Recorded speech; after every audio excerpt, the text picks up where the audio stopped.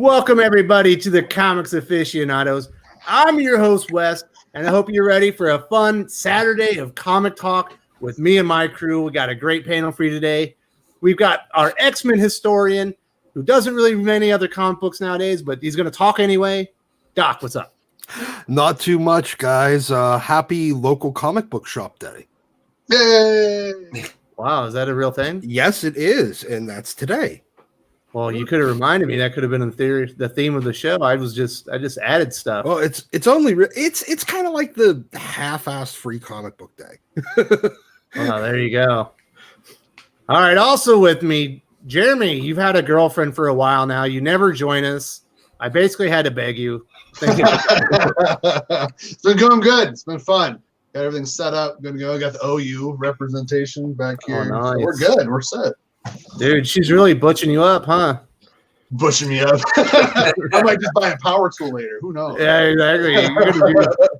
You're gonna do crunches or something? What's happening? Some Pilates. Okay, now that's the opposite of butching you up. Exactly. Go buy a power tool. I bought one the other day. So power One tool, at least once a week. back up. Okay. All right. Also with this is the connoisseur of trash talk. Lance, what's up, buddy? Hey, how's it going? Glad to be back. Man, I was hoping for an uglier sweater than that. I got a few. I might have a I costume change halfway through. Oh, that's what we need. We need costume changes on the channel. Do it on camera. Co-host, dryer and washer aren't present right now. It's kind of sad. Yeah. Again, at any moment, that door could open. It needs to. All right. Last but not least, first time on the show, member of Frank Caliendo's Comic Playground podcast, Corbin. What's up, buddy? Hello. How's it going? Happy to be on, Wes. It's been a minute. Yeah, we had a little interview a everyone? couple weeks ago. You were supposed to be on last week, but things happened. We're glad to have you on this week, you know, because it was perfect timing with Batman 83, and you're the man I want to talk to about it. Oh my gosh. Okay, for sure. I'm excited to be on, but oh my goodness. Not excited to talk about that, huh? Well, we got to talk about it. So in this week's Batman 83, it's confirmed Alfred's death in Batman 77 is in fact real. It's not Clayface or any other fan theories out there that people are spreading around. Corbin, like I said, you're a lifelong Batman reader. What are your thoughts on Alfred's death and how it was handled in Batman 77 and 83? Oh yeah. Okay, so when I first in Batman 77, when I first saw it, I was shocked, but not. I don't know. I guess I was like many readers. I didn't take it too seriously. Like, oh wow, he's dead. But I'm sure, you know, it was some sort of I don't want to say mystery or something around it where he wasn't really dead. There was excuses that popped in my mind as to why this wasn't legit, and that we'd find that out in due time. So for now, oh my God, Alfred's dead. Give me 4 or 5 issues, and we'll find out that, you know, it wasn't that, and that it was something else. He was injured, whatever kind of cockamamie half excuse that I probably wouldn't have liked anyway. But we'll find out that it wasn't the case, right? And then they moved so quickly from his death to continue with the story. It definitely felt cramped. I'm sitting there going, okay, this ties further my theory. They barely even gave it a beat to pause and reflect on the death of Alfred. But I guess I was wrong because, you know, wait 5 or 6 more issues. And then in the midst of you trying to finish the storyline before you're off the book, you want to give a reflective episode or reflective issue on the death of Alfred because of the Pennyworth rip that you won't be a part of that comes out next year. So I'm disgusted, kind of. I'm not even gonna lie. It was embarrassing, I think, that you have a key core member of the Bat family not only be off like that, but I think his motivations and the realization that he was trying to make it, he knew his death was coming, but a quote noble death, which heroic. I didn't see at all. Exactly, heroic death, noble. It was just ridiculous. That whole strategy was lame. I think King's writing, it was an excuse for him to go back to his poetry laden, like exposition deep type of text throughout the book, interlaced with just sorrowful pictures and no text added. Like just I don't know what it was. I guess it was his goodbye, but the way he did it totally made Alfred look at Bruce like, listen, you know, I knew this was coming. This death was on my terms, but also I kind of didn't really believe that you kind of had this in your hands anyway. So here is my way of, I don't know, leaving. It was just the most weirdest, like offbeat issue I've read in a while from King, and that's saying a hell of a lot. You know, what's also weird is his plan was ill-conceived and executed very poorly because no one actually knew he was dead until they broke into the house that he was trying to keep them from breaking into. So barricade the house, sacrifice yourself, and then they don't know that you did that because you were. They wouldn't have known he was dead until he got there anyway. But the goodbye letter that he'll conveniently find would have totally made that worth it. And and as far as I'm concerned, it wasn't a goodbye letter; it was a suicide note. He basically chose to off himself rather than put Bruce in danger, like his King's idea of the romantic suicide or the heroic suicide, which definitely doesn't sit with me. No, that's King's. That's a trope of his, though, romanticizing things that are like either A, shouldn't be romanticized, or B, he just goes above and beyond to an extreme. Like you're saying with that topic, yes, there's no way that looks good. That's an ugly kind of topic to even delve into just in general, much less to romanticize it and kind of pay an homage to it in a weird, twisted way, which is basically what he did. But in general, we've seen all through his run that there's certain points where he wants to make a big deal out of certain situations that aren't that, or he gets full of himself and his imprint on Batman and his different relationship status or mental state, stuff that's like kind of complex and needs to be handled a little bit more deftly. And he just puts the King's touch on it and is basically smearing in your face across the panels. And it's like, all right, come on, like have some contextualization with some of your work in the sense of like putting in the proper perspective, giving it the weight that it needs at the appropriate time, and not just making it all like, oh my gosh, Batman and this and that. Like it's some type of, I don't even know. It's just played to the nth degree. And this one was just another classic example of that. And I don't understand it. I mean, forget the odd pacing where you have 2 issues left and you put this one in to kind of fill in the gap that you probably should have done on 78, but you were moving on with the story. Like, forget the fact the story is disjointed and the pacing is odd, and you decided to go right from the break in the action to a very much toned down issue that I guess he was trying to be more reflective, more of a character kind of look back. It was just odd. But then, like you said, Wes, you're mentioning the topic itself, and it's not a light topic. And, no amount of poetry and exposition and, sorrowful pictures are going to help coat over the fact that he's basically glossing it over. The funny thing, though, was I was reading reviews after, because I looked down like, this is trash, but I realized I'm kind of biased at this point. So I was trying to read other reviews to kind of see what it was. And people are like, oh, yeah, they really try to make Alfred look noble. And, we hate King's writing, but this one was good. At least that's what IGN and like 2 other reviews said. And I'm sitting there going like, do you guys not read the same thing I'm reading? Like, no, there's nothing pretty about this one. No, it wasn't done very well. Lance, are you still reading Batman? Yeah. Let me. I've been like either skimming or reading most of it when I go to pick up my other comics. I don't actually want Tom King to have money for my pocket, but so I'll sit there. They got a chair, and I'll sit there and read it, and then get my other stuff and go. But Lance is gangster.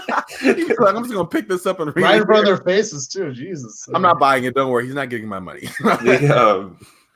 The thing I noticed was that throughout this run, because I actually used to read Justice League Dark, and I had the artist Mikel Janin. And does it seem like anyone else that Mikel Janin seems like 5 different artists throughout this run? Yes, he has changed his style constantly. I don't even know who he is, like what identifies his art anymore. He used to have a distinctive style. Now it's like it's getting pretty rough looking. He's starting to look like Lee Weeks all of a sudden. I don't know where that came from. But as far as the story goes, I'm used to the old Alfred would have like maybe outsmarted Bane, who's just some dumb Hulk who walks into Wayne Manor. Alfred would have like found a way to get out of there. I mean, or they would have made a joke about him grabbing his like pruning shears and sneaking out the back while Bane goes into the front. This is just not the Alfred that I know he seems to have taken the Scott Snyder idea of him being his surrogate dad and taken it to a strange place. And now I don't really relate to their relationship with one another anymore. This doesn't seem like Alfred and Bruce as I know these characters. And I'm used to Bruce and Alfred, the little bit more mature version of he's almost. I didn't really think Alfred was his dad. I always thought he was like his uncle kind of thing. Like they were close, but they weren't that close. Like they were kind of like roommates. You know, I like the more of that version. Like he'd give him snide comments, they'd go back and forth, and then Bruce would do what he had to do. The new version of just him crying and always having, like, how many emotional breakdowns can Bruce Wayne have in one Batman run? I mean, this is like that Rolling Stones song. It's just your 19th nervous breakdown. That's what this run is. It's breakdown after breakdown. So I don't know. I don't know where this series will go. One can assume, based on what James Tynion said, that they are going to move ahead with Bruce and Selina being a power couple or something, because he said he's not going to be Playboy anymore. He's going to be Selina on his arm, was his quote. So I'm not terribly enthused about that. I've definitely had I've had my quota for Selina Kyle in this comic. I'm sick of her. I'm sick of her, like, just grandstanding and upstaging Batman every issue she appears in. I'm just sick of it. I might just go away. You got your own comic.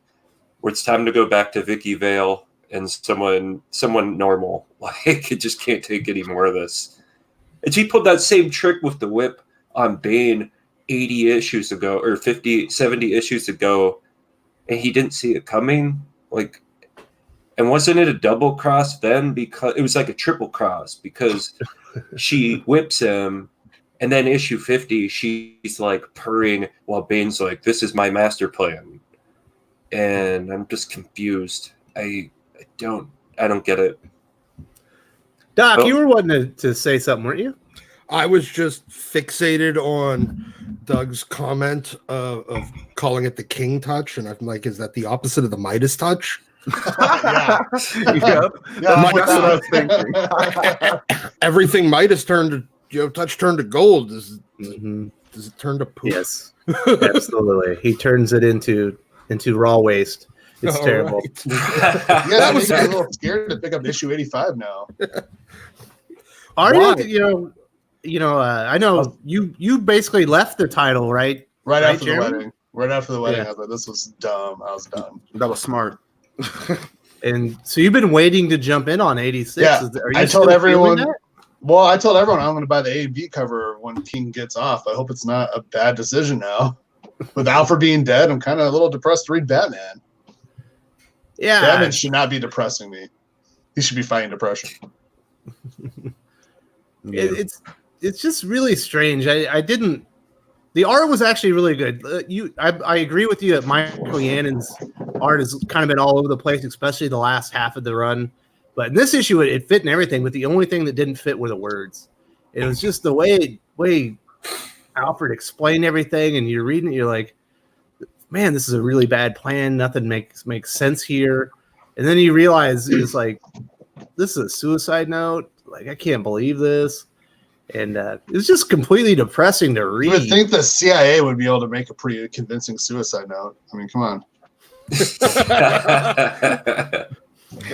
I have a theory on Yannon's art, though. I was thinking, that's a good one. Anyway, I was thinking that it's almost like his art is reflective on like the buy-in he has, in my opinion, at least on this Batman run. I can't compare it to other works I've seen, but I've seen some beautifully rendered work by him in some of these issues. I've also seen some where it looks like he's just kind of going through the motion. And I guess it's only after a certain buildup of time, but it's like, okay, this is whatever. King's at it again. I'll just give him a quick one, bam, here we are. And then if he really believes in the story and then he wants to really bring out emotion and make it more expressive, then it seems like the artwork raises up another notch. I don't know. That's just what I've gotten from like the past 30 issues or so, but it's almost like, I don't give a crap. Here we are. There's my job. And then, okay, now give me something that I can actually work with and kind of see in my head as I'm bringing out this work to make it come to life on the pages.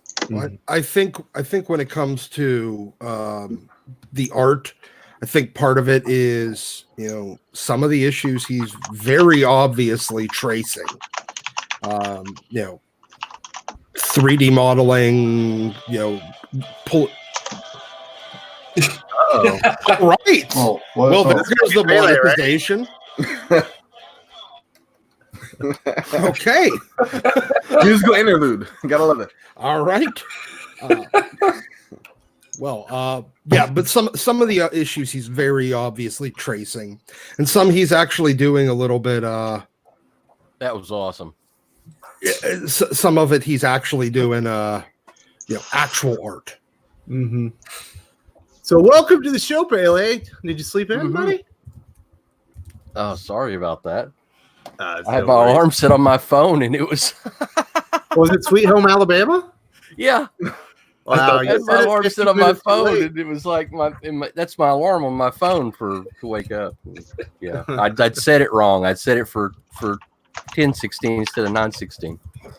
Dang it. So we're talking about Batman 83, the confirmation that Alfred is in fact dead. He's not coming back. What was the response from customers? Are they pissed? Are they happy? Oh, they're pissed. Yeah. I'm not even gonna let you finish. They're pissed. Yeah, they're not happy about this. It's I just could get the feeling that the King, like several other writers in comics right now, are just trying to damage comics. They're trying to damage superheroes, the superhero genre. Yep. They're trying to damage the not just deconstructing, to kind of see what superheroes are made of, but to actually to actually damage the genre. So it's very depressing, disheartening, and I guess the way that he can do that is by just he's like, well, they could just. And the truth is, they can fix most things that you do to any one character. In a given amount of time, you can fix anything that could happen to Batman, except when you take away his permanent support. You start taking away his permanent support. So you take, like, say, okay, we taken away all of his money. If they did that, what if they took away all of his money? What if they took away his father, his adopted father? What if they take away his best friends, and they just kill people, damage him, and they just want to break the character to where it's like, oh well, people just don't like Batman anymore now. I don't know. I get the impression that they're trying to sour people to the character, and so that people would perhaps go to something else. And I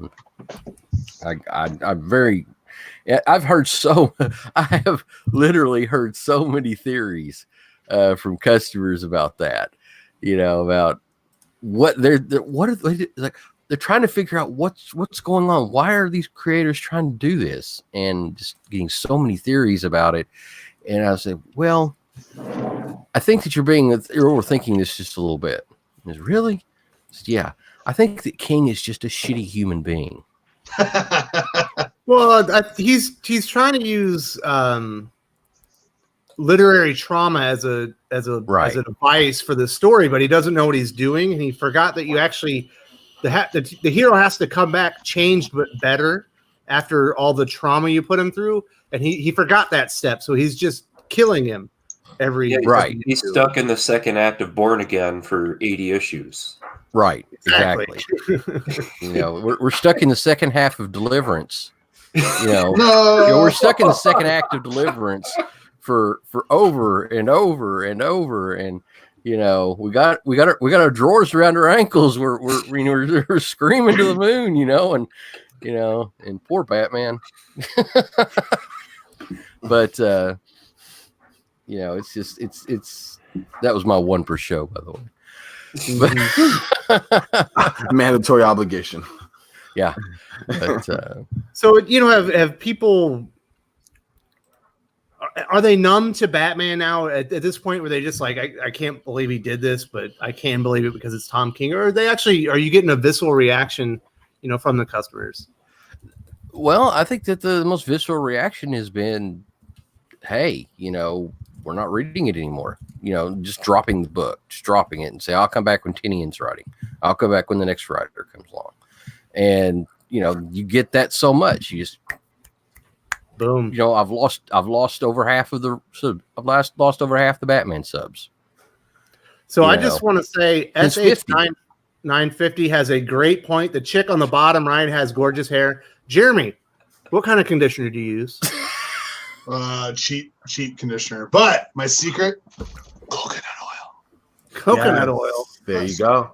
Wow. And he doesn't get. Never mind. That's use that for probably cooking. So did Shelby teach you that, or was that something you used to bring her into the? I brought her into the coconut oil family. Yeah, I brought her into the coconut oil family. Yeah. Wait, who has longer hair, you or her? I do.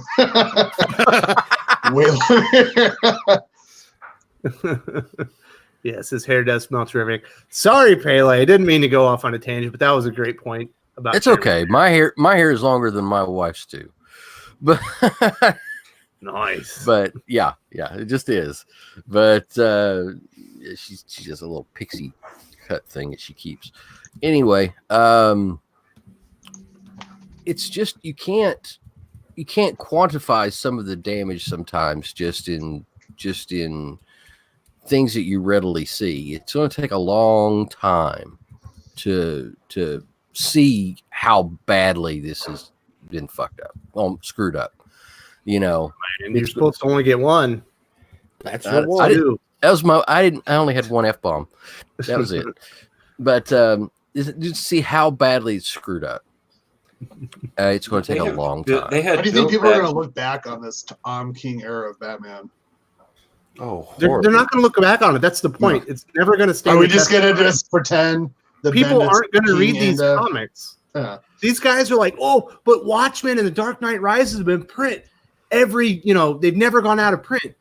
Yeah, but you're not. You didn't write The Dark Knight Returns, and you didn't write The Watchmen. You wrote a shitty Batman book. Yeah, but if every Batman book was The Dark Knight Returns, exactly, really bad. Yeah, these guys. Really bad story. I hate to break it to you, but this isn't a classic run. At least Scott Snyder had the Court of Owls and stuff. Not everything about his Batman was terrific, but he had classic villains that he introduced. He had some classic stories. King doesn't have that now. He's ruined it all because he's connected all the crap on the end to the stuff in the beginning, and it's all tainted now. Go back and read, I Am Bane or I Am Suicide or I Am Gotham. They don't hold water now because you know what it all leads to. It's terrible. That's bad. That's not good. Yeah. So, Jeremy, I want to talk to you about this. So, we all know that in February solicitations, DC Comics releasing Batman Pennyworth R.I.P. from James Tynion and Peter J. Tomasi, as well as Batman Alfred Pennyworth trade collecting several comics featuring Alfred. Does this feel like DC are celebrating the character's legacy or trying to cash grab on Tom King's terrible writing? That feels like a cash grab to me. They're going to collect all the Pennywise books and put them together and just have them as a trade after his death. Yeah, a trade celebrating the character. That feels like we're celebrating his death. I don't want that. That's terrible. Yeah. Who's going to read that book? Wow. Yeah, that's it. That is, not to bring up Leonard Skinner again, but that'd be putting the greatest hits out as soon as the plane crashed. Right. I don't want that. I'm a little offended by this. I don't want to read this. I don't want to think about Alfred being dead. It's one of those things. So tone deaf. Yeah. So tone deaf. Is that the cat? That's one of I got two cats now. Is that the you got a black one? Yeah, we got Murdoch and Foggy now. Ooh, love the names. All right, we're going to get back to the cats here in a second. Sorry, I want to say thank you very much to Josh, SSJ Future Gohan 62093 for the $4.99 super chat. I'll look back on Tom King's Batman. I'm going to do some serious academic work on it someday and how awful deconstruction could be when misused. Lance, I know you're a fan of deconstruction. What do you think about Tom King's deconstruction of Batman? I mean, if his goal, in my opinion, I don't even know if this is a true deconstruction or because a deconstruction examines what's also great about a character. It doesn't just tear down needlessly. And that's kind of what I view about this run. It's just kind of an endless dragging Batman through the mud story that doesn't seem to have a like. Have I learned anything about Batman through this whole thing? I don't think so. At least when you read some of the, the Killing Joke or something, you did learn things about Batman after you read it that you didn't know beforehand. This, I don't feel like No, you learned that he's going through a midlife crisis. That's what we learned, and that he cries a lot. Yeah, or that you learned how lot, bad actually. Batman can be written, on a continued basis. Like we've read some bad Batman books, I'm sure, all of us, but just a continued churning of crap in the form of a Batman title, right? As a kid watching the Batman animated series, I never thought I'd read a book where Batman was crying into a toilet. Like, I never thought that happened. That is in a comic book now. That's just like little 9-year-old Jeremy is like, that no. Like, I'm sorry, Betty.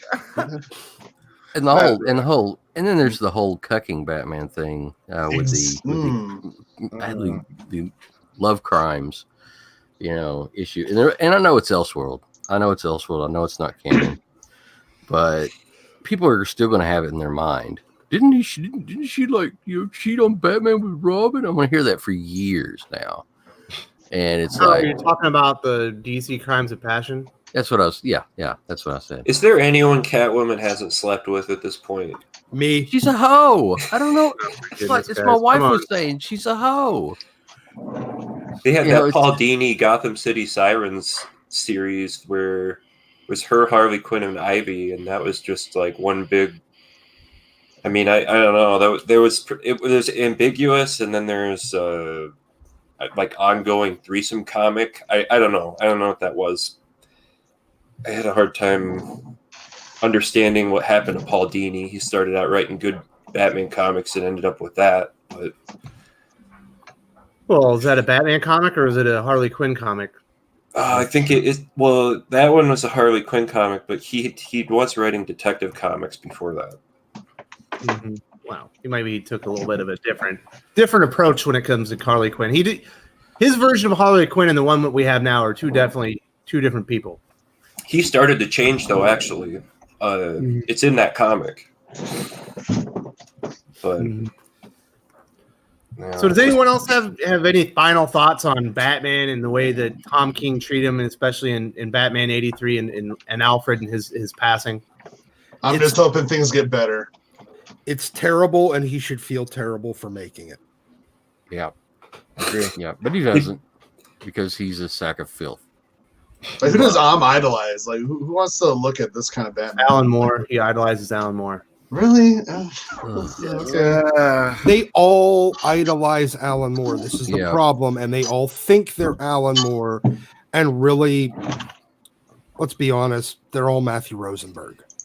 This got a good point, Matthew Rosenberg.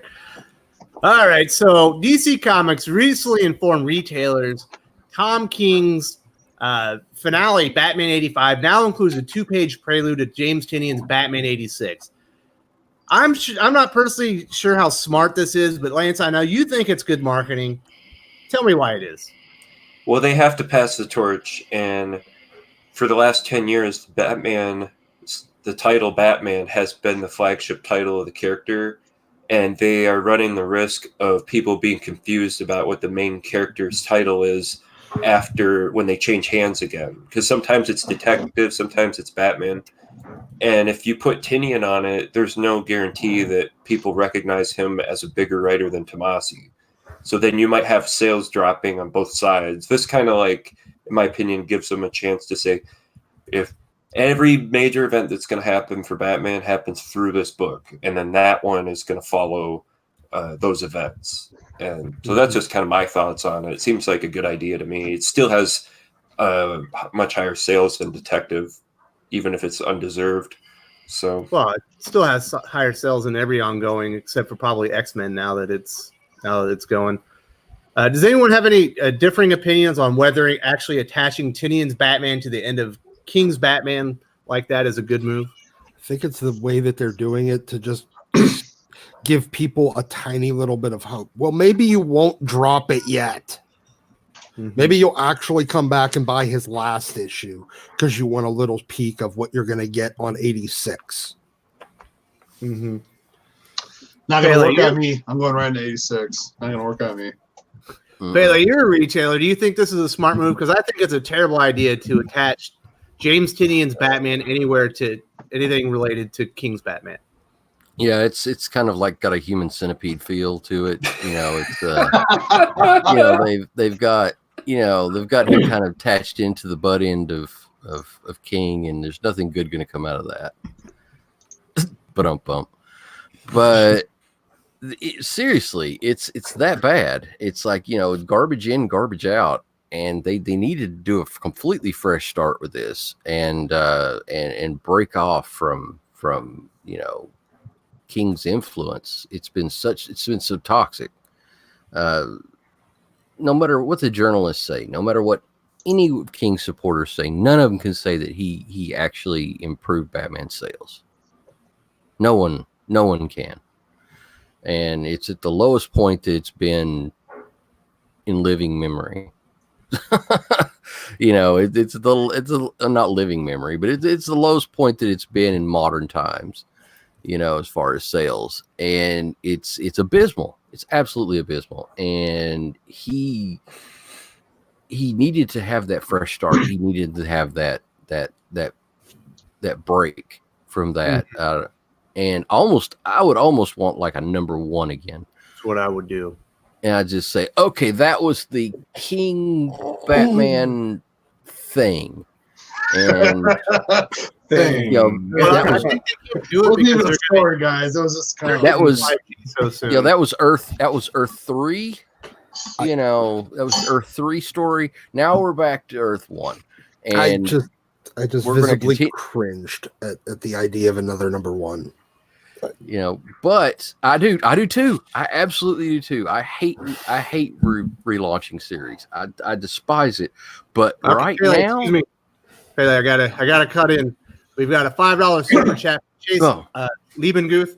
He says, deconstruct the deconstruction. How would each of you reconstruct your favorite current hero that has been deconstructed? I'll start with Batman. What I would do is I would have Selena Kyle basically break his trust again. And this time he says, you know what? I've had enough. I'm moving on. I don't need you in my life anymore. I would have him go meet Rick Grayson and finally talk to his friend that he almost got murdered by getting shot in the face and lost his. I would do a companion series where he and Nightwing reconnect.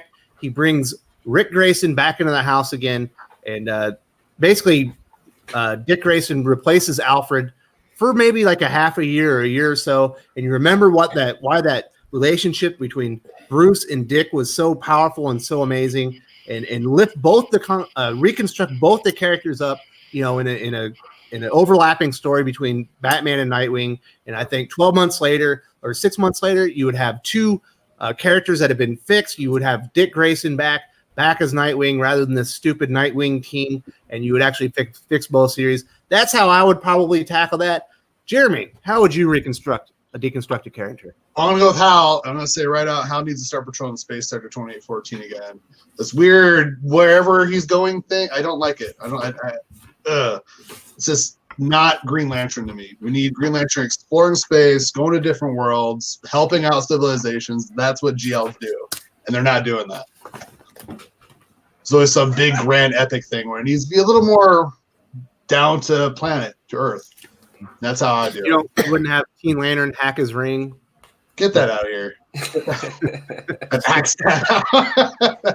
No, you even called it Teen Lantern. That's what really bugged me about it. But no, yeah, just get how even said Simon. Simon's Lantern, and they're not using him at all. He could definitely be out there patrolling a space sector like he's supposed to. Corbin, how would you reconstruct your favorite character that's been deconstructed? I mean, you pretty much did a lot of it, West, with Batman, but I hate number ones for a number of reasons. But I think if you're doing a different writing team, you're doing a new creative team, and you want to make your own identity, you start with that. As much as that sucks, it just differentiates one from the other instead of continuating or having the underlying pressure, whether it's actualized or not, that you are finishing someone else's work in a line that was trash. You just go back to Batman's roots kind of get that there and start fresh, but not in a way that you are. And this is what I hate when creative teams start fresh with a Batman, a Spider-Man, a character, but instead of starting fresh and just establishing the roots that we've all known and then making the story your way, they start immediately making that character in their image.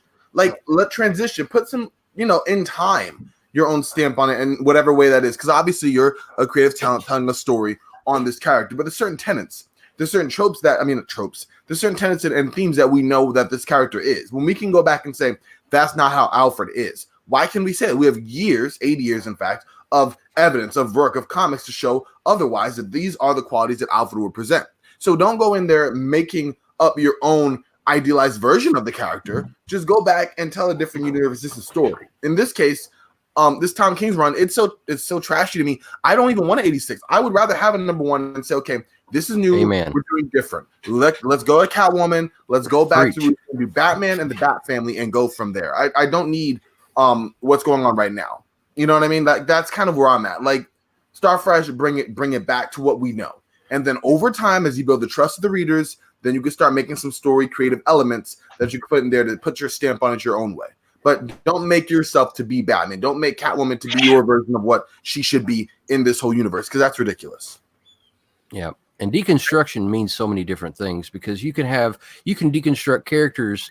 Basically, you could deconstruct it, and it could be positive, but that's not what the character, like, say if you deconstructed Lobo and you turned him into a noble, decent, heroic, awesome character who saves kittens, that's not who Lobo is.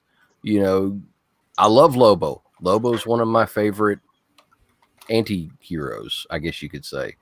He's awesome, but if he just suddenly, got a lobotomy and started being, like a second Superman, you'd really, you can't expect that fans would just automatically jump on board with that and say, oh yeah, this is great. And then you'd have to work to rebuild what that character was. And at this point, it's going to take a very long time to rebuild Batman. And it's going to take a long time to rebuild that trust.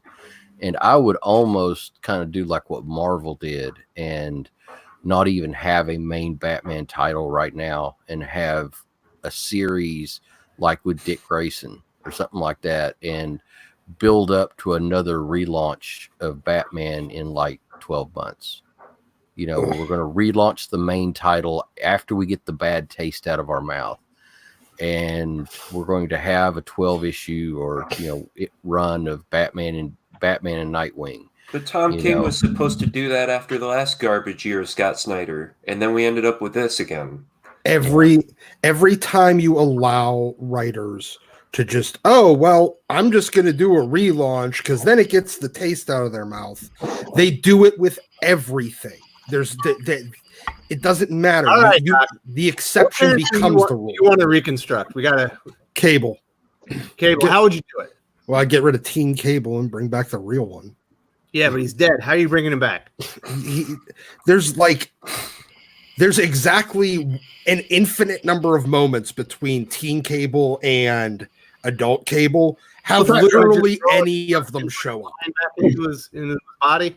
No, you just have literally any of the ones from between because Cable still lives. His lifeline is a straight line, but he pops up all over the time stream. Have just one from a different, and he's a time traveler. He can pop in at any point. All right. And Doc would just have a old man Cable show up and kill the young Cable or shoot him into the sun. Yes. Well, actually, what character? I'd send him to Back to the Future. Lance, what character are you reconstructing? I think you know where I'm going with this. A character that needs some TLC is definitely Conan. We need to get back. No stories longer than 4 issues ever, and a beheading once every 2 issues, and a feat of strength every issue, and a wench that is laid once every issue. And if you hold true to those, and a sorcerer, back to basics. Like it's not rocket science.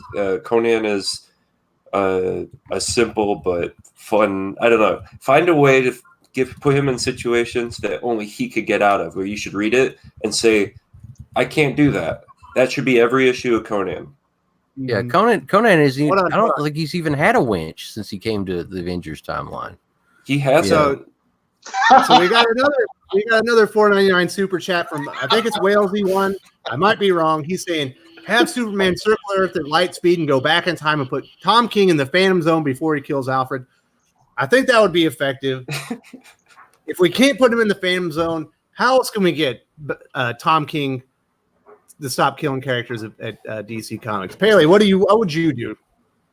Oh Lord, I would pull a Newhart and Bob Newhart, and just wakes up. Oh my God, what a bad dream! DC exclusive creator. We have to put him somewhere. Where do we put him where he can't destroy stuff? That's important. Oh gosh, we put him on Wonder Comics. We could just lock him up in carbonite. Actually, just make his own label and put him there. You know, like say, okay, just go wild, go nuts. You know, this is your label. You and Bendis can have this label, and he can have his own DC Comics, but it's depressed comics. Yeah, he can have deconstructed comics. Deconstruct. Yeah, and he and Bendis can just go ham. You know, just in that one comic, and they can have their crappy sales, and and they can point to it, and the critics can all be happy about it. And yeah, I think that's probably it. They just need their own label that they can screw up, and leave the main continuity alone. That would show a lot of people just how bad that would be too. Yeah, no one's absolutely. I would love to see Tom King on Jinx World. I think they were made for each other. Can we get keep him with the Phantom Zone theme? Could we get the flower from the man who knows everything and stick it on his chest and just put him in like a? I'd hate to see what his greatest memory would be, but do you remember that one? Was the Superman annual where he thinks his parents are alive still and he gets stuck into that dream world? Oh yeah, I remember that one. Maybe that'll take care of it. All right, Lance, since you killed the momentum of the show, I got another question for you. We do have a character that's been deconstructed that everyone loved. His name's Jonathan Kent. He's too old and he's in the 31st century. How do you fix him? Tevye Smokey wants to know. That's his boy. Oh, Jesus. This is really not a question for me. I've got this one. I've got this one. I've got this one. Just this is not actually Jonathan Kent. This is Dark World Jonathan Kent. And I like it already. Huh? I like it already. And this is not, he's actually the real John Kent is still trapped somewhere, and the wrong one got sent, and you could have the wrong one get killed by Superboy Prime, in a battle of the ages, and to save John Kent, the real John Kent, and it's all been a plot by Superboy Prime and the others to mess with Superman and the Justice League, and it's backfired on him as it usually does, and the messed up dark universe John Kent gets killed, but Superboy Prime gets killed as well. And everybody, and they find the real John Kent, and he goes back. He and Damian go back to, running all over the galaxy, getting in trouble. Well done, Paley. We got another $4.99 super chat from James Robbins. What DC comics currently are must read? Also, what are some Marvel runs for the early 2000s that were slept on and underrated? You dudes are awesome. I am awesome. And I love bringing these guys up with me and sharing my awesomeness with all of them. I would say right now, more awesome than being here. Thank you, Wes. Doomsday Clock is wrapping You're up. awesome.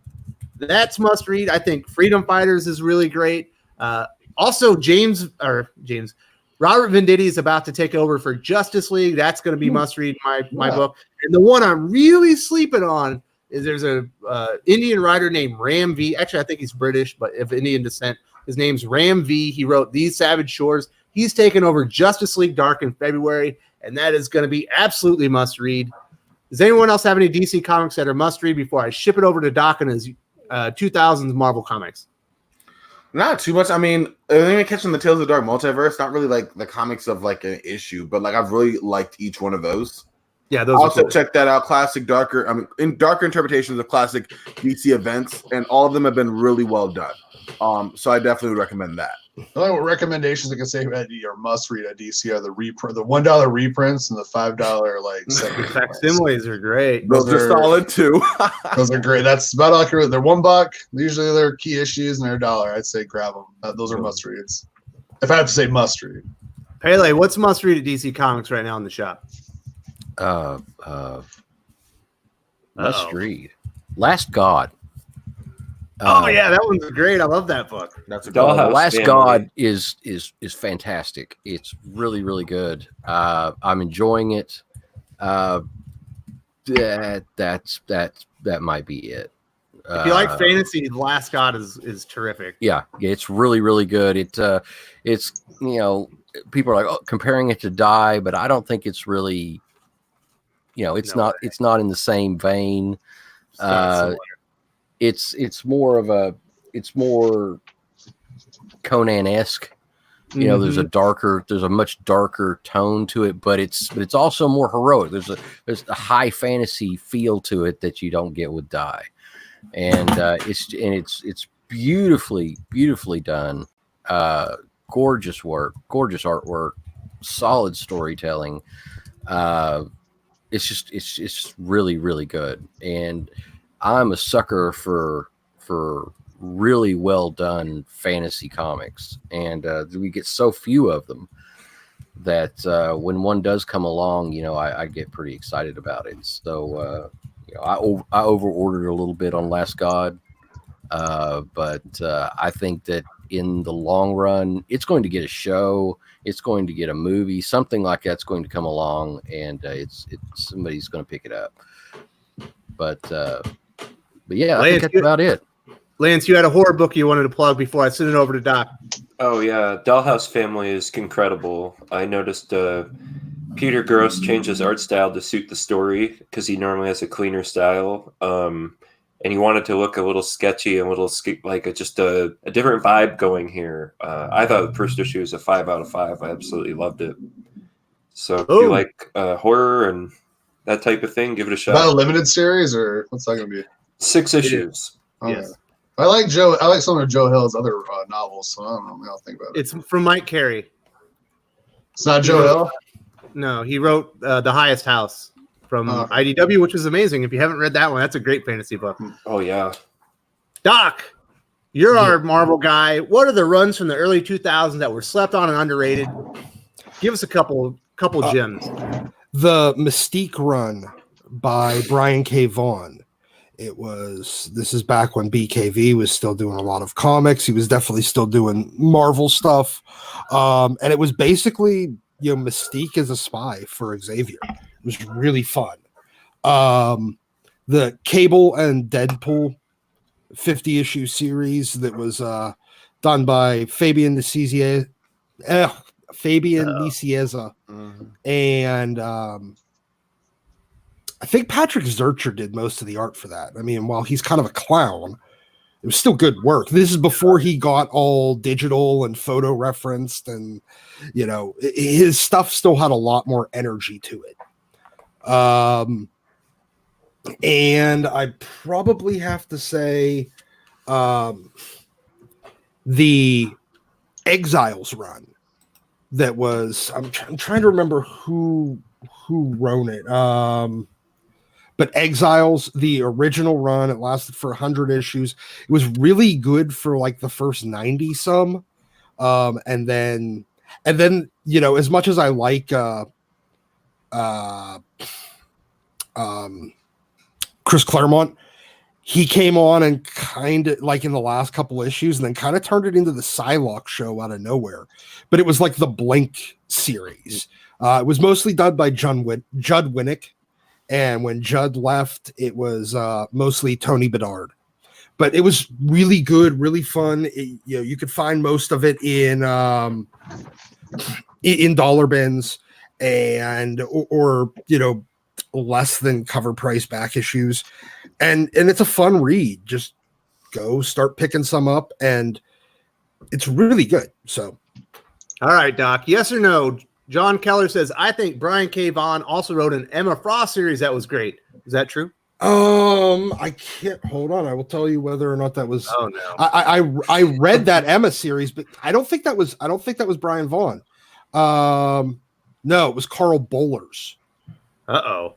I have no idea who the hell off in the chats. I have no idea who in the hell Kyle Bollers is, but the Mystique and the Emma Frost were both launched under the Marvel Tsunami line, where they were kind of going for like a teen young adult line. Then they did the Venom one, a Submariner where he was like a teenager. It was really weird. Emma Frost and Mystique, and I think there might have been one more book in that line that was Runaways.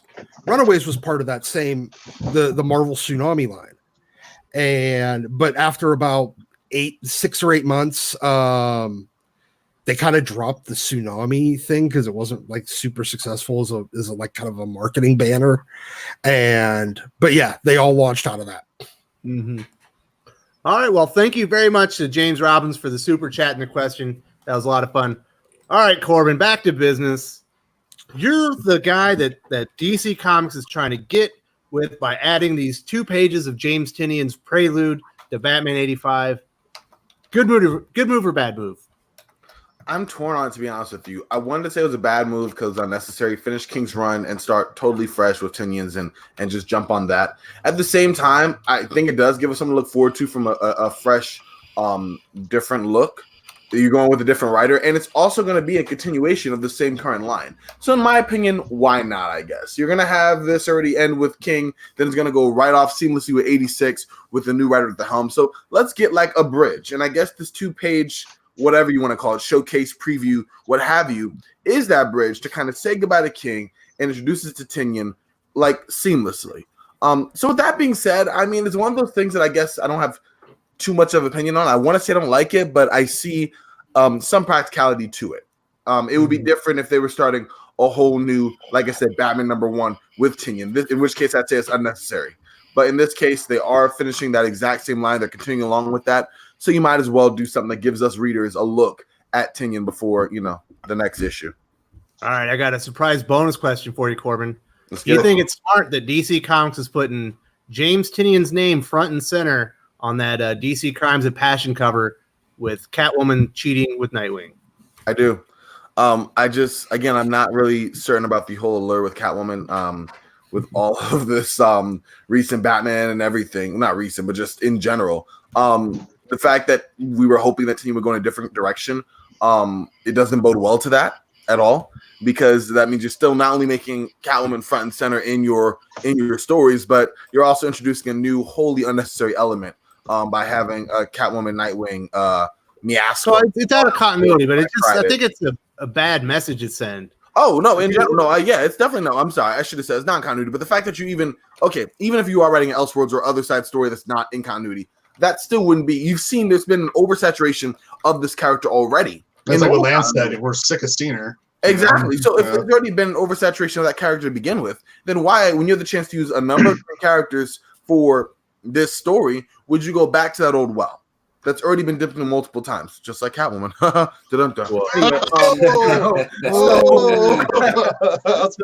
That's just my thoughts. All right, Pele. So you're a retailer. You finally saw the cover pics of the comics that you had ordered. What'd you do?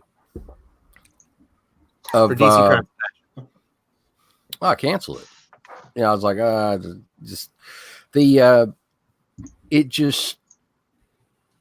was in a particular mood that day anyway. So, did you cancel the books out of spite? Kind of, yeah. But no, it was more than that too. It was just, this is not going to sell. and I was kind of feeling the tone of what the customers had reacted as far as King leaving and everything like that, and what's else happened to Batman and all this kind of stuff. And I was like, one, this isn't going to sell. Two, all I'm going to get is crap for this for months, like, and I just no, it's overpriced. It's overpriced anyway.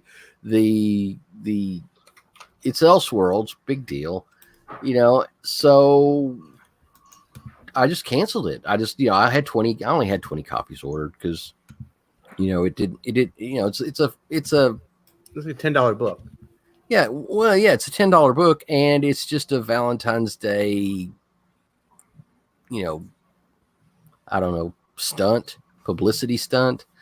And, it's like, yeah, how is this Valentine's Day?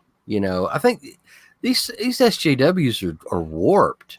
It's like, oh yeah, Valentine's Day. That means we're going to have indiscretion. We're going to have cheating. We're going to have all these horrible things going on. No. Why? Well, remember, they want you to give your girlfriend or wife a cheating pass for Christmas. That's a good present this year. Yeah, they have these promoted tweets too. Overpowered. They have these like turbocharged fantasies, of their significant others getting railed by other people, and it's just all right. This is what's going wrong with these people? But Doc, honestly, what's wrong with them? Doc, everything is canceling comic books out of spite the most Pele thing you've ever heard of? Yeah, I kind of love it. I was drinking that day, and I just couldn't take that cover.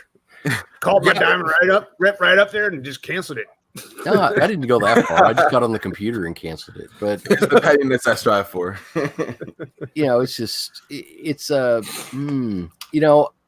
I get blamed a lot for kind of deciding for customers sometimes, but you know what? It kind of reaches a point to where I just don't want certain things in the store anymore.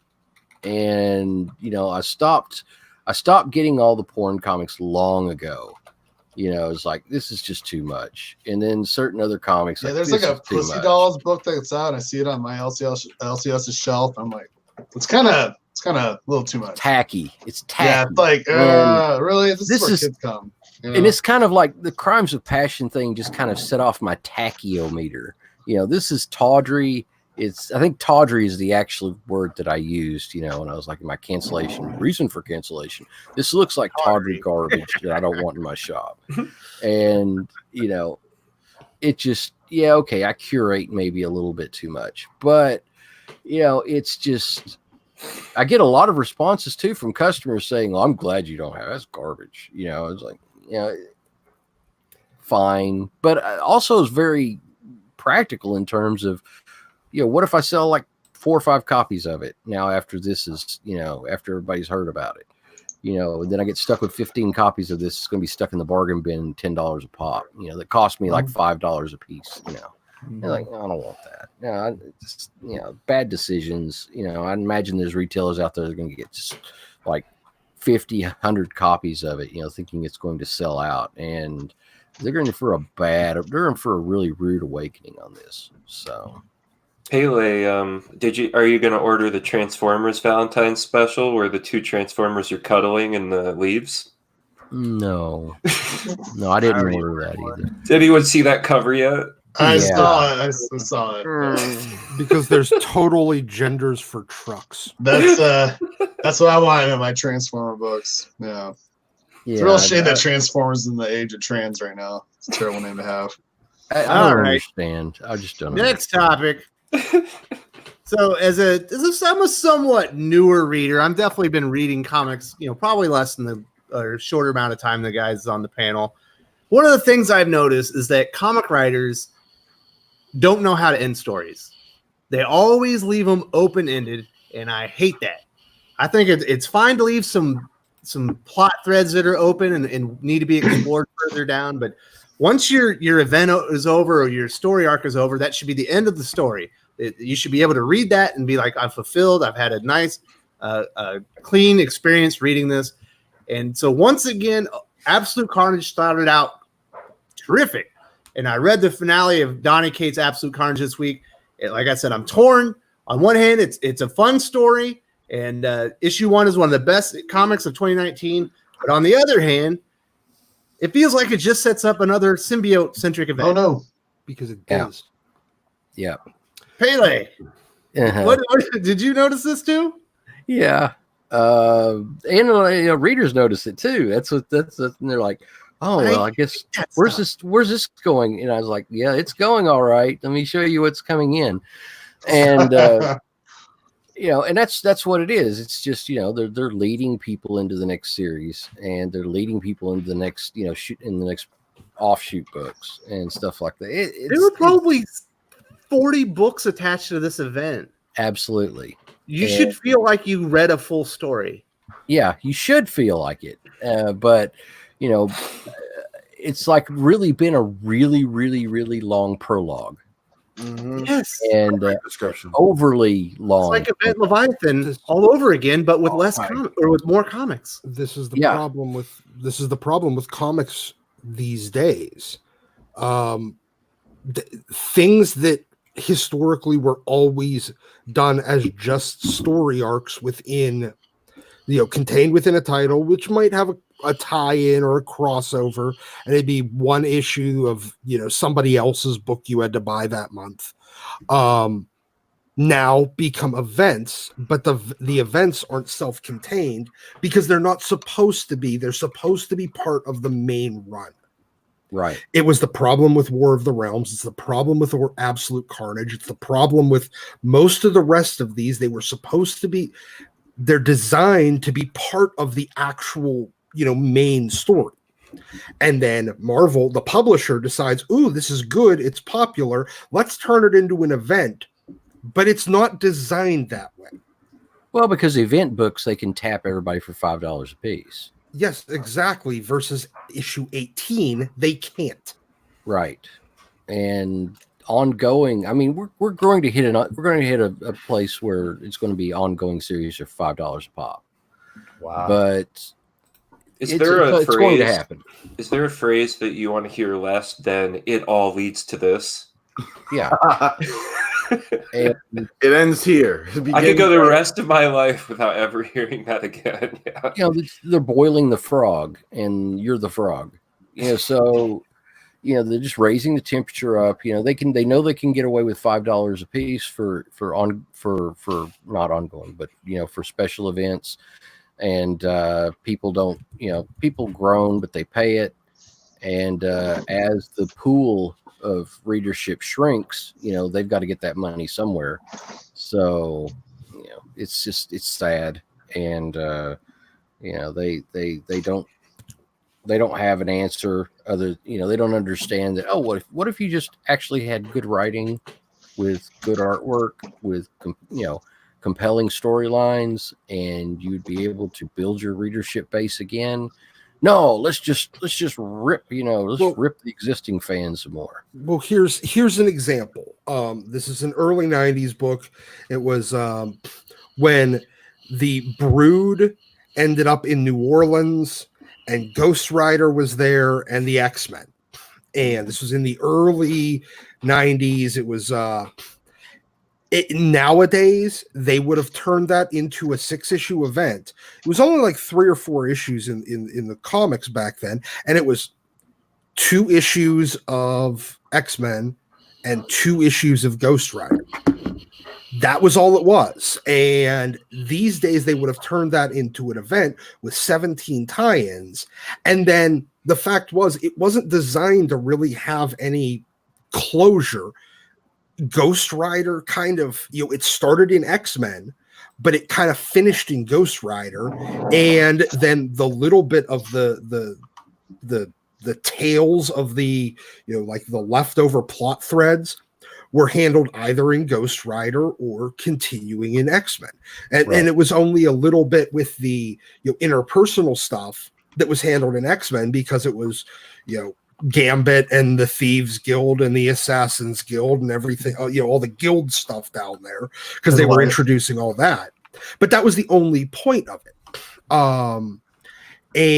But these days they turn those things that should be just a high point and kind of the rising point of the main series, of the ongoing series, they turn it into an event. It takes the steam out of the ongoing series. Is there any steam for Venom these days? Like the actual Venom title? No, it went away because they put it all into Absolute Carnage. And now afterwards, all the fizzle at the end, if people are disappointed that their 5-issue miniseries wasn't actually a 5-issue miniseries because it wasn't supposed to be a 5-issue miniseries. When it was designed to be 5 issues in the middle of the regular run. True. Sorry, I'm ranting. I like it, man, because that's how I felt when I got done with it. I was like, this story didn't end? If those were 5 or 6 issues, if that was split up into 5 or 6 issues in the main Venom title with the occasional crossover from another title, would you be as dissatisfied as you are right now? No, it would have been awesome. What a great, exactly. It would have been a good Venom story. Exactly. And it would have continued because some of the underlying plot threads could have gotten continued in issue 29 or whatever the hell number they would be up to at that point. And it would feel like you're just reading like the evolution of the run. Doc, why aren't you the editor-in-chief at Marvel? Let's go. Because I have too many brain cells. Oh, all right. Wow. He's also blocked by everyone that works for Marvel. Yeah, basically. Yeah, it's hard to get your resume out when they can't even see it. Yeah, what do you think? They get his resume, they're like, dude, every writer on our staff has you blocked. Yeah, everybody that works here effing hates you. So no, sorry. But that's the thing that a lot of the publishers doing right now, where they're taking things that would be either high watermarks or the rising part, because an ongoing series is going to have its high points, its low points, and it's kind of like a wave. Like War of the Realms shouldn't have been an event either. That should have been a Thor series. Yes, it shouldn't have even been a Thor series. It should have been a story. It should have been a story arc in the main Thor run. And it takes all the steam away from the main title that it got born out of. And at the end, everybody's sitting there going like, well, why in the hell do I care about Venom anymore? Mm-hmm. Because it just became an ancillary part at the end. That's true. Yeah, it's like when you get done watching that Mummy reboot and you're like, oh, this was the movie. This is the prelude to the new Monsters universe for Universal. I was like, why did I watch this? This movie meant nothing. Yeah, that's how I felt when I got done with Absolute Carnage. Although it's fun and I recommend it. It's just like, if you want an ending, don't read that event because it doesn't stop. That's why I find that to be a problem with a lot of comics these days. Is they're afraid to end story arcs, and it's wearing out the writers because then they keep referencing all this stuff and they can't. You need to wipe the slate clean and just move on. I don't need to hear about events from 5 years ago every time I read an X-Men comic or vice versa. I mean, you can have a break and come back later. So Pele, I wasn't the only one that had this concern about Absolute Carnage. Absolutely not. It's I mean, it sold really well. I mean, it was a really good seller, and people enjoyed it, for the most part. But it just didn't feel like anything happened. And I know that things did, in the whole build up with Null is continuing and everything, and we're finally going to get payoff with this. But it's just, here's the problem. You can't have a comic where 2/3 of it is just people standing around and talking. And, it's an action media, and there just isn't that, they spend, 10 pages on exposition, and, instead of, One big just splash page. doing things. Instead of just doing things, and they Well, want to talk all about. that talking is great for when your Hulu special gets taken off. You're good to go. Absolute Carnage was a lot more action packed than Event Leviathan. I don't want to put it in those. Certainly was. You're telling me a Bendis event had a lot of words in it? I'm shocked. Anyway, the first 4 issues Yeah. was the characters referencing the events in the Prelude book. I swear. Exciting stuff. Great way to go, Bendis. Remember that stuff we already did? I can't figure it out, man. I was like, you gotta be kidding me. It could be this guy. It could be that guy. It's like, anybody with like half a brain cell. I didn't read that event because of Bendis, but man, when Lance came on, you were like, you guys were mad. I was like, glad I skipped that one. My LCS is like, you want it? I'm like, I'm good. I'm all right. You don't want that book. I'm all right. I don't think. Slightly disagree. I don't need to read that. But no, I mean, it sold well, and it's just, it reminds me, like, I keep going back to the Crisis on Infinite Earth thing, with a million different crossovers, and some of them just didn't do anything. And there's a lot of issues there that, a lot of, number ones like Absolute Carnage, Absolute Carnage, Miles Morales, Absolute Carnage, Scream, Absolute Carnage, Captain Marvel, Absolute Carnage, Hulk. What's the point? They were pointless. These are pointless books with nothing cash grabs. And the Absolute Carnage, Immortal Hulk had nothing to do with the Absolute Carnage event. It was an Immortal Hulk book. Right. It's just nothing. Absolutely nothing to do with it. And, I know that they're going to tie in all that with Null later, because of, basically turning, the Hulk into a god. But, while they destroy capitalism somehow. But I could go off on just what's happened with Immortal Hulk now. But if they're going to destroy capitalism, shouldn't they stop charging for anniversary issues extra money? No, that's not how it works. Let's set a pure stream here, Lance. Hold on. I don't know. I read Immortal Hulk 25. I was like, nope. That's enough for me. Like, this is real bummer because I know that Pele was always saying how great that book was, and out of nowhere, boom, extreme SJWism. Yeah, and he was just, it's just typical. It's absolutely typical, and it's just it took that many issues for him to go off instead of the typical 3 or 4 issues. What was the response to Immortal Hulk 25? Because I know I didn't like it. It's sold. Oh, I bet it's it did, sold. Yeah. It's sold and sold and sold and sold, and then people actually read it and they were like, "What?" Exactly. And I kind of got the impression, some of it, is goes back to he borrows a lot from archetypes of other cultures and stuff like that to kind of explain the what Immortal Hulk could become, a lot of that, but at the same time, just extremely hardcore political message jammed right in the middle of that, that you're like, oh, come on, it's just horrible. It's absolutely god awful. And the more I think about it, the more I thought about it, the more it bugged me. And, it's just, this is the way you're going to end your arc to probably one of the best, Hulk, art, probably the best, in my opinion, the best Hulk arc in the last 10 years. And this is what you did. This is how you wrapped it up. It's terrible. It's absolutely terrible. And with such a character, such a one note, like cartoony character, like you're going to take on capitalism with the Hulk. Why not like a more intelligent character to do this?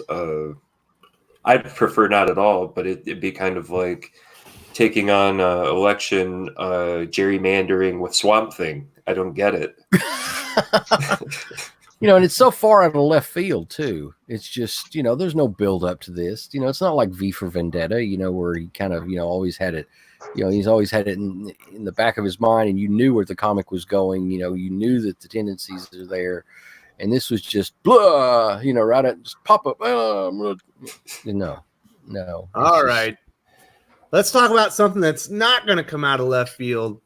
Doc. This is a Doc special I've ever heard one. You know, I was prepping my February Marvel solicitations video, which will be live here on the channel tomorrow, and saw Omega Red is returning in Wolverine #1. Doc, you're the X-Men historian. Is this exciting? And what should readers know about Omega Red? Okay, I've always really enjoyed Omega Red. He became a little bit of a one-note joke character for a little bit. Like they couldn't figure out what to do with him. And, they tried playing with like the Omega family. I think that was in Uncanny X-Force. But I'm really looking forward to it being back. He provides a second nemesis for Wolverine other than Creed. Because, the X-Men kind of have two major antagonists, and it's Magneto and Apocalypse, and they're both kind of different levels, whereas Omega Red is something wholly different. Like, he can actually hurt Wolverine, and bringing him back as kind of the main antagonist for Wolverine is good. I like the fact that they're getting back to that, because especially because of where Omega Red's origins are and kind of like the counterbalance to Wolverine's. Wolverine was part of the Weapons Plus program. He was Weapon 10. What in the hell is that crackling sound? I think Jeremy is about to duct tape maybe the cat. I'm not sure. No, I was opening up the bag on a comic. Sorry. And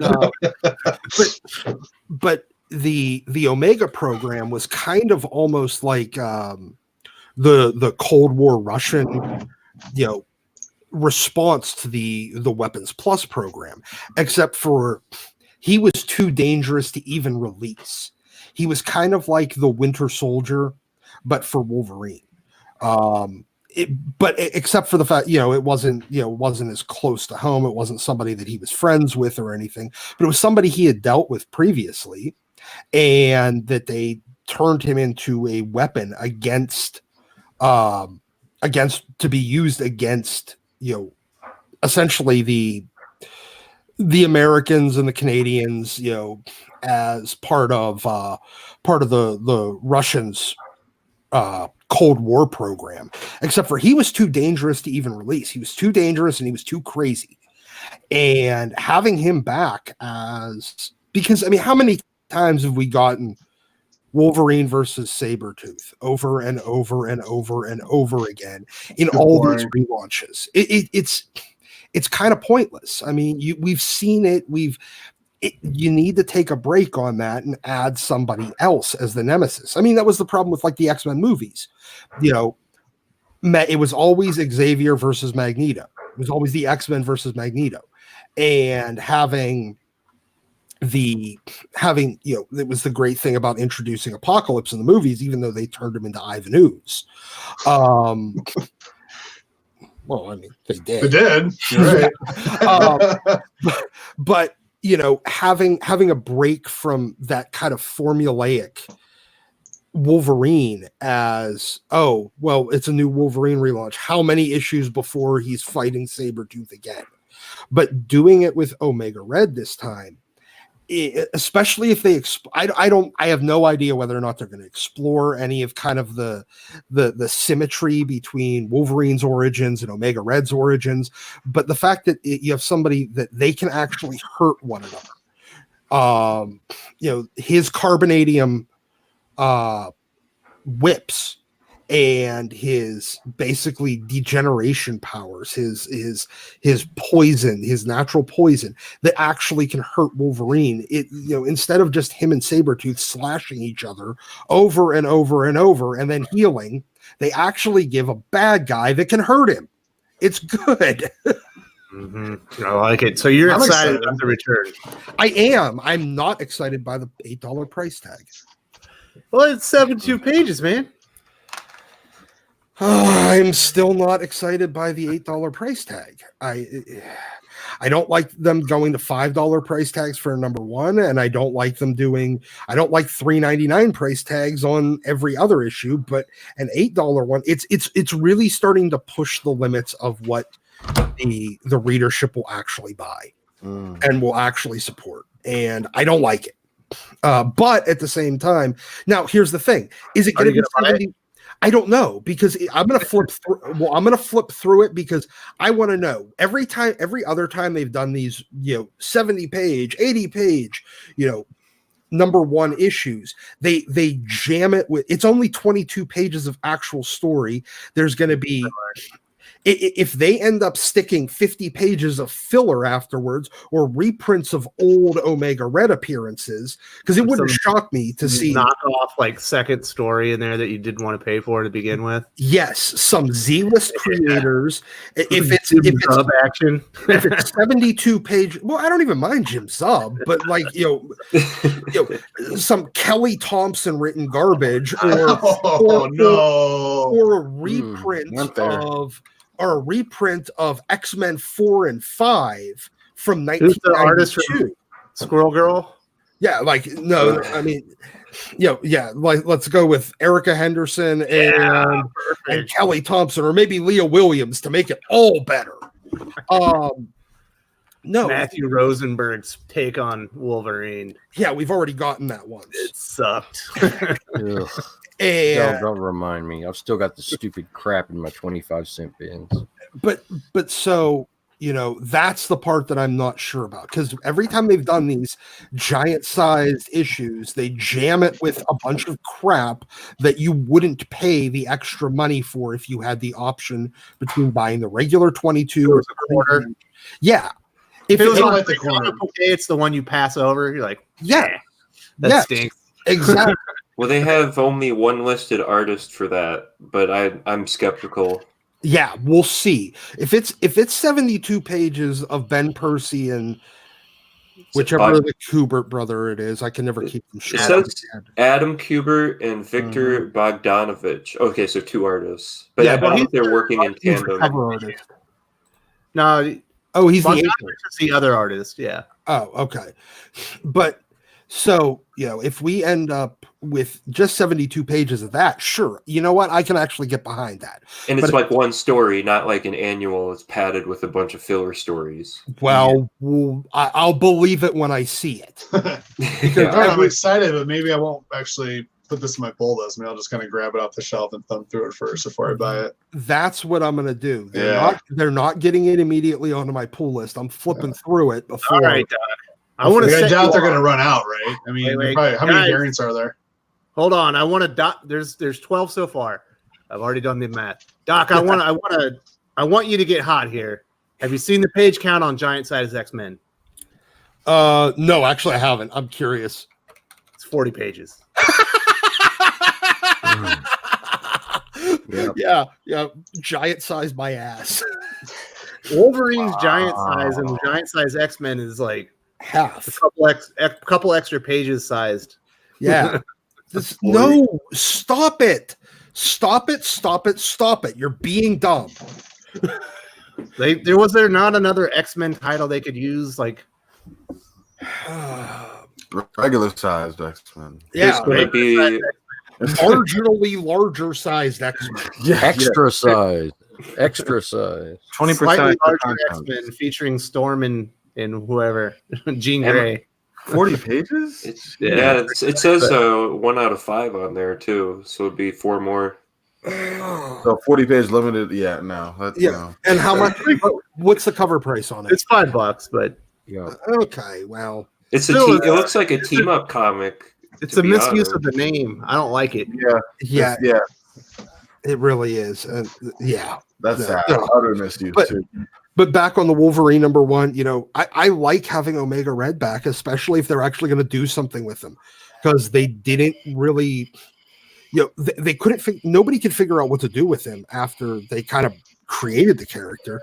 They used him a little bit here and there, but nobody could ever really figure out what to do with him.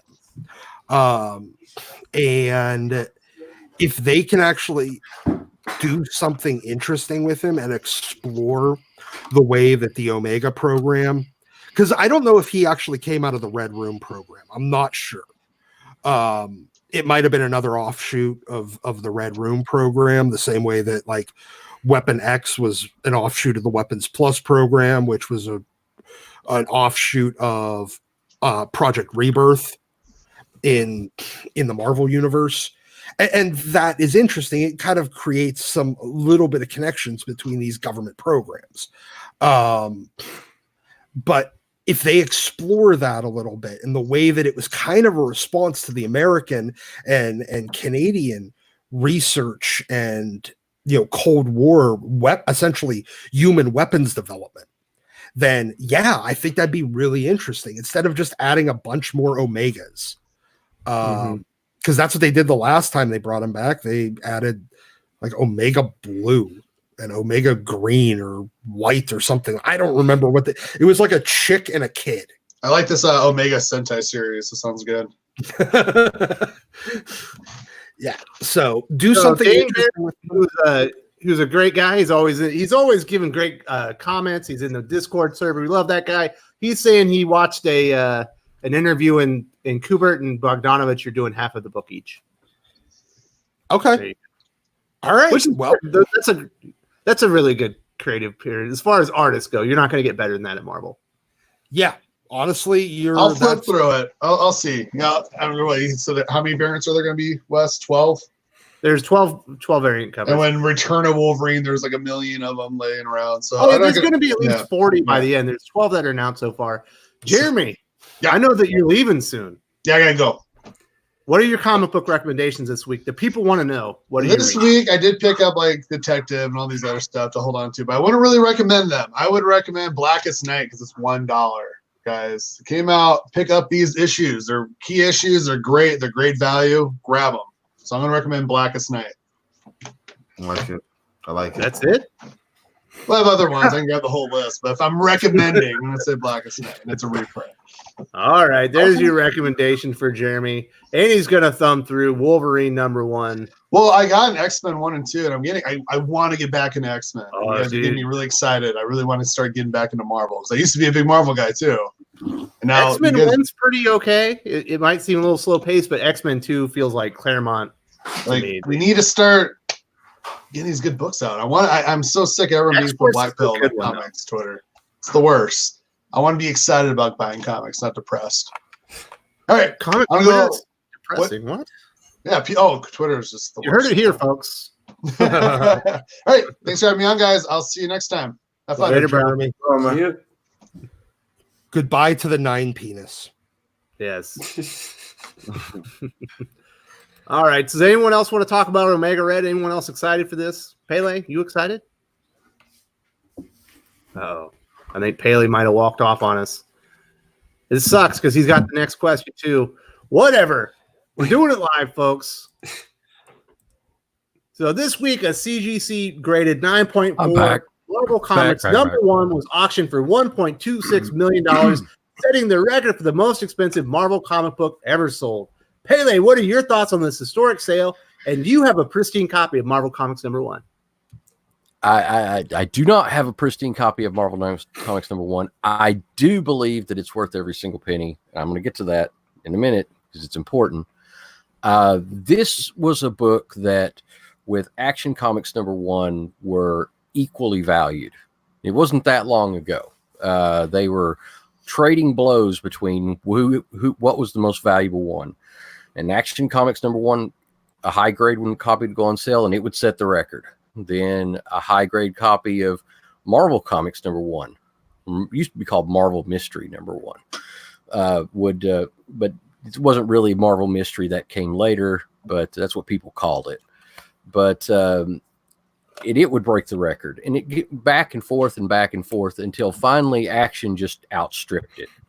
And it makes sense, because Superman, it became iconic. It became synonymous with superheroes, the launch of superheroes, the beginning of the superhero era, and Marvel Mystery. Although and Marvel Comics #1 was important because it had the introduction of the Submariner, which I think is actually in my opinion, is a better opening introduction to the character than Action was.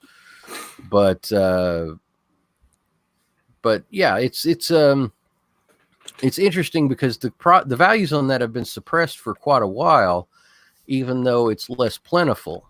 than Action number 1. It's mostly because of the how important Superman is and that mythos. Is that first appearance of Submariner or no? Yes, it is. Yes, Okay. it's the first appearance of Submariner, and The original it Human kind of Torch. and it kind of introduces the idea of Atlantis in comics too. It kind of got onto that there was a big Atlantis kick going on at the time. And people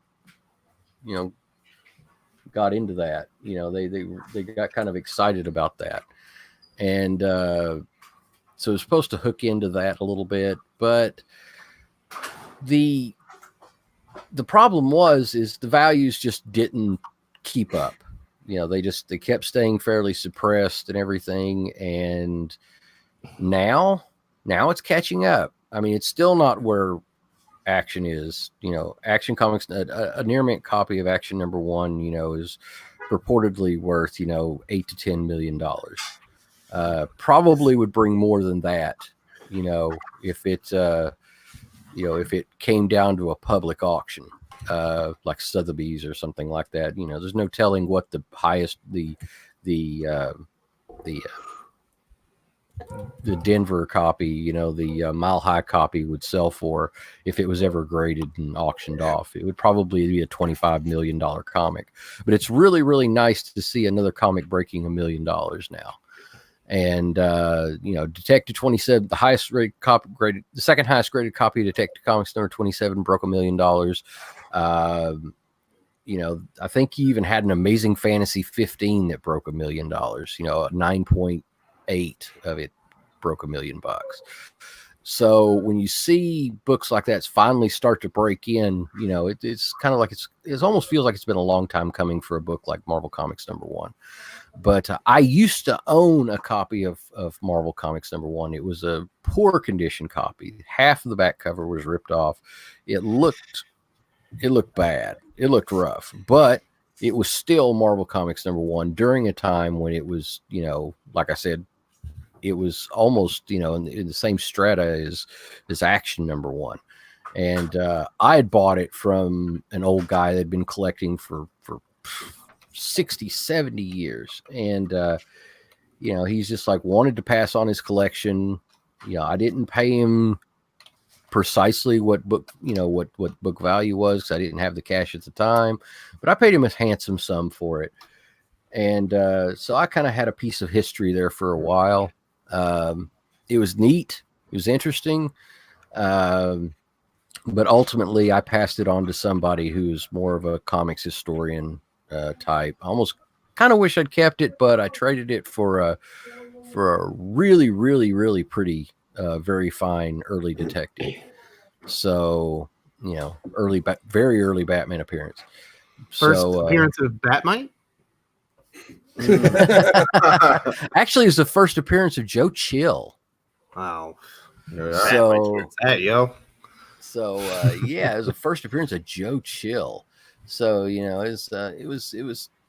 I kind of made my stand there. I figured that it was going to be worth.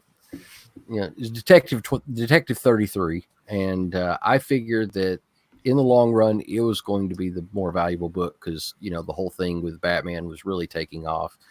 So I decided to go to that route, get rid of my Marvel number 1, and I don't regret it. Don't regret it a bit. But if I ever got the opportunity to pick up a better copy, like a VG copy or something like that for a reasonable price, I would jump on it. Because I think it's a book, like I said, I think it's a book that's undervalued and it's going to keep climbing. So Lance, if you had $5 million, would you be willing to pay $1 million for a comic book? No. I'm all about reprints. As soon as my copies are worth a lot, I get nervous and think I'm going to screw them up. So I better reprint and sell the ones that I have. There you go. Maybe if I was a baseball player or something. If you were a baseball player, wouldn't you want baseball cards? I guess. Oh, that market is dead. Ooh, it is so dead.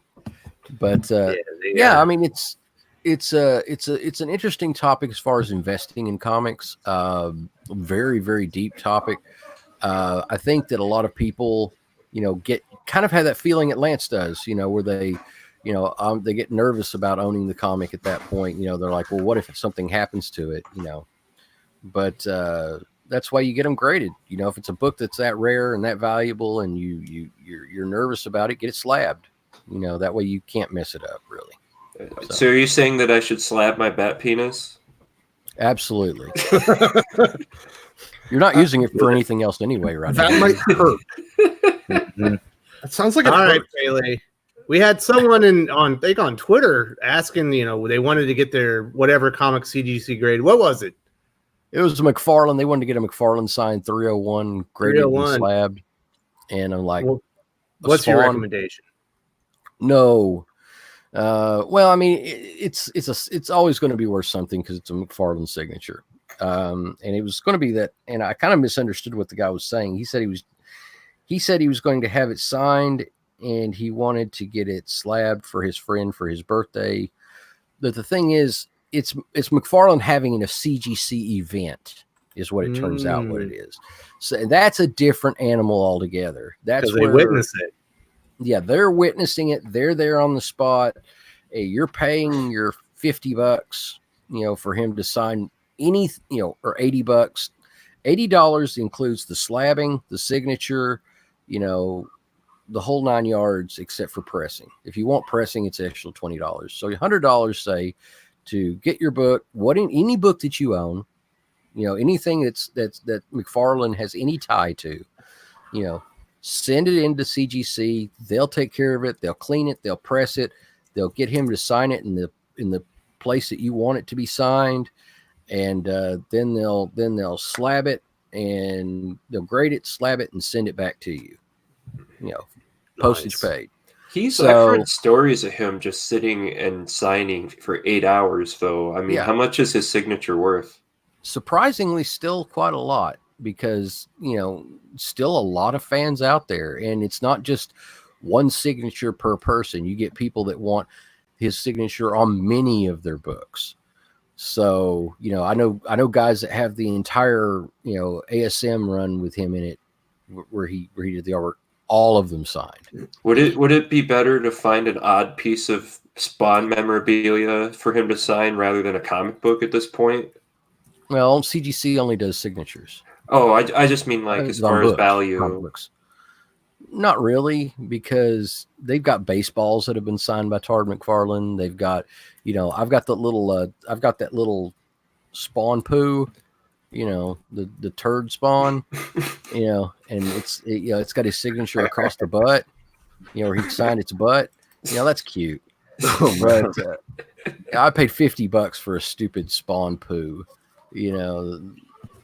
turd Spawn. I paid $50 for a signed turd Spawn. Oh my God. Deal. I thought you. But do what? So I want to say, what up to my good friend Nola Nerd. Who dat? Good to see you back, my friend. I know you got some stuff going on. Glad to see you in the chats again. But it's that time. I think we've talked about comics long enough. We've hit all the topics. It's time for our weekly comic book recommendations. Corbin, this is your first time on the show. Thank you so much for joining us. What do you think our viewers should be reading this week? Well, first off, I just want to say thank you. Had a lot of fun. You guys are awesome. Recommendation wise, wow. I mean, these are what I picked up. I'm still kind of in the process of rereading some, but Just League 36, Batman Curse of the White Knight, Von Freeze. I thought those are pretty solid. Tony Stark Iron Man number 18. I obviously we already talked about Batman 83. I don't recommend that, but I mean, it's there. Already was mentioned the facsimiles and dollar comics was already recommended. I don't even feel like promoting those, but the same tones of classic stories, those are there. If you're trying to get into comics, I can't recommend those enough as far as classic stories that are being redone or otherwise being put back into the stand. So definitely pick those up if you see them, especially for new readers, or readers coming in off like cheap books. X-Men 266 facsimile comes out this week.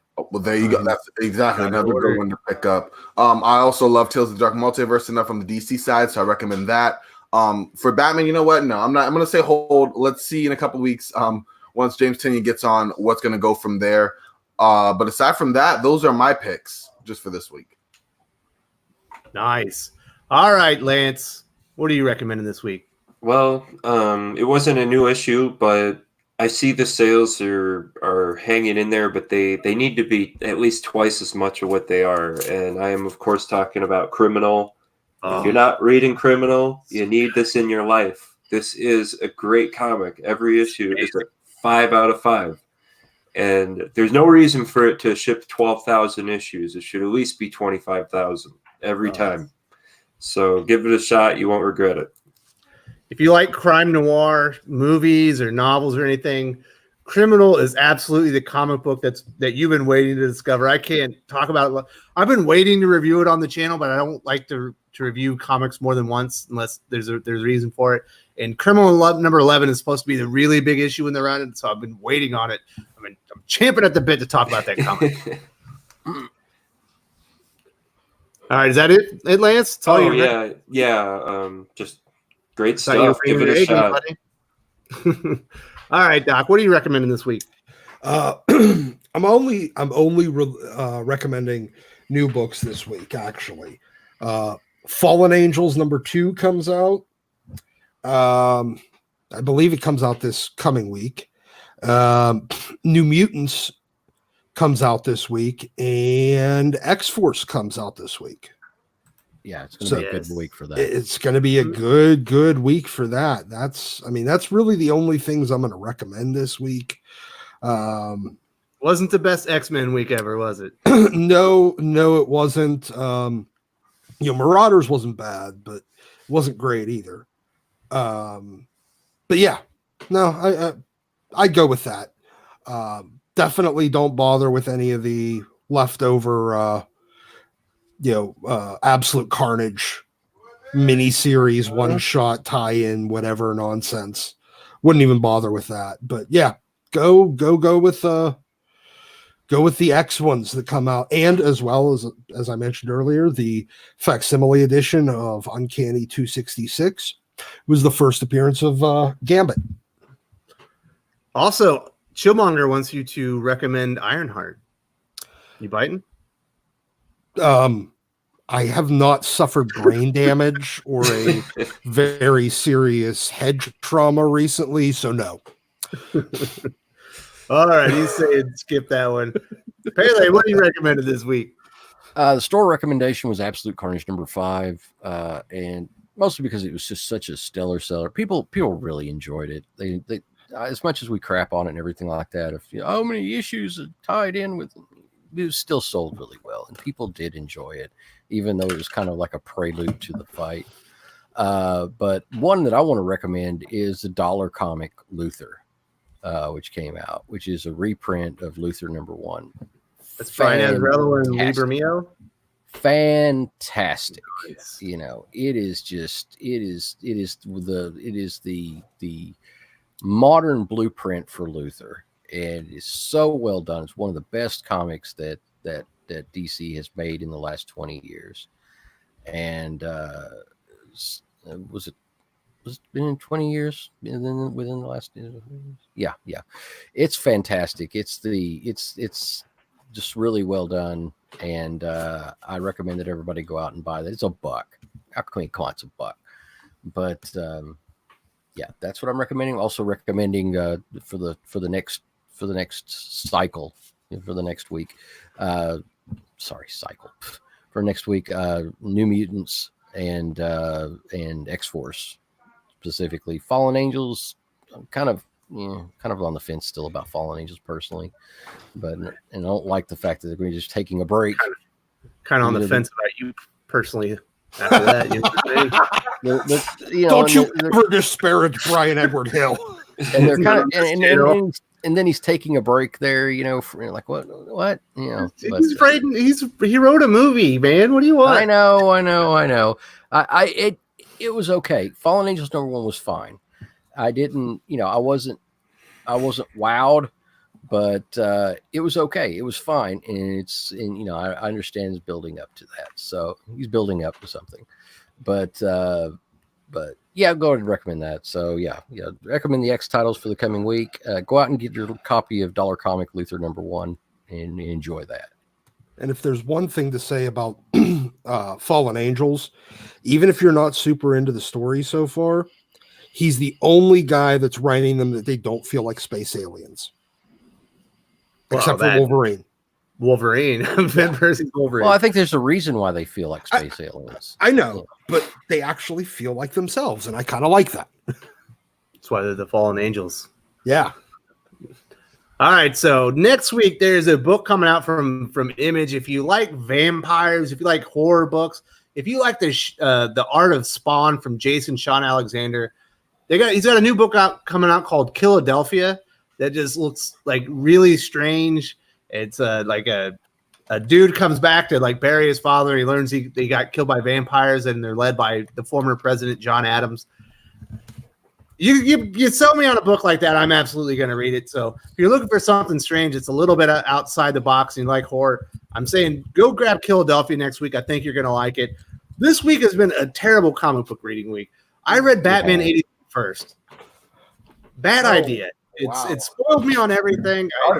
Every book I read after that, I was like, this sucks. Oh, wait. Hold on. I do have one more thing. Well, it's actually two more. Vampirella #5. Came out last week. It was good. And Flash Forward #3. Brett Booth, Scott Lobdell doing, basically still fixing all of the crap that Tom King ruined in Heroes in Crisis. It's great. Well, there you go. So I'm having a rough day rough week on comic books. I didn't really like the X books all that much. Although Marauders I would recommend because it is kind of fun. Absolute Carnage #5. I think it's fun as well. If you want to read a fun comic book, go check it out. It's a disappointing ending, but I would say The Question, the Deaths of Vic Sage is probably the best comic I read this week. The art is not spectacular. It's got the Cowan's art with Bill Sienkiewicz on the inks. It's a little more sketchy than I personally like, but the story is good if you like mysteries, stuff like that, detective work. I think you'll like The Question. And other than that, I'm not recommending anything. It's been a rough week, people. There you go. Keep it real, Wes. All right. Well, I think that pretty much does it for the show. I just want to say thank you very much to Corbin for joining us. I know you had you have a new channel that you're working on. You've got some other live streams. You want to tell people about that channel?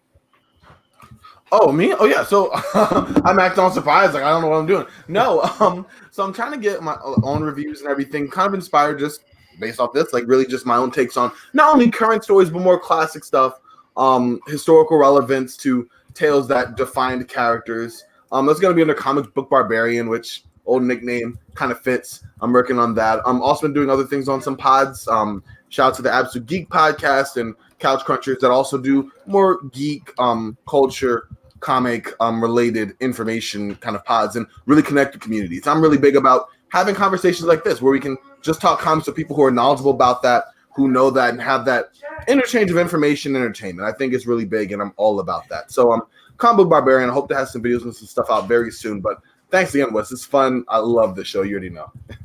Well, thank you for joining us. We're definitely going to be doing some more stuff together. So I hope you enjoyed Corbin because he's going to be more of a mainstay on the channel. Than Corbin Dallas.